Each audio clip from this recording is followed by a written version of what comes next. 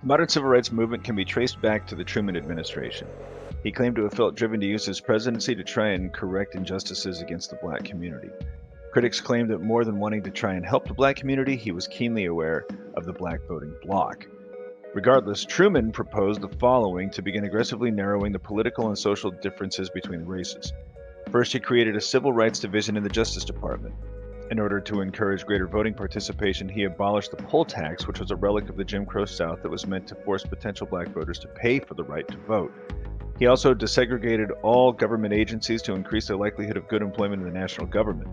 He desegregated the armed forces, also to open opportunity's door. And he also enacted the Fair Employment Practices Commission, which utilized executive order that barred discrimination in federal agencies. The next big step came in 1954 with the Brown versus Board of Education ruling. This again went back to the Jim Crow South and the United States Supreme Court ruling in Plessy versus Ferguson that had permitted segregation. The basis for this was the rationalization that public facilities could be made separate for black and white people as long as they were of equal quality.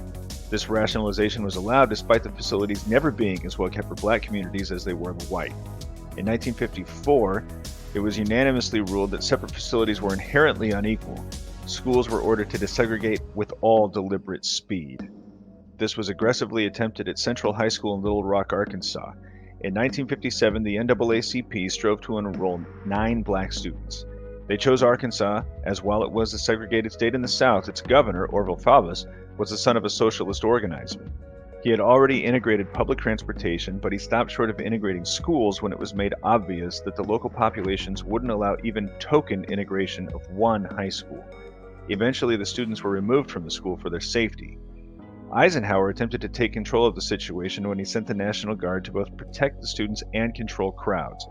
It was the first time since Reconstruction that federal troops occupied any part of the country.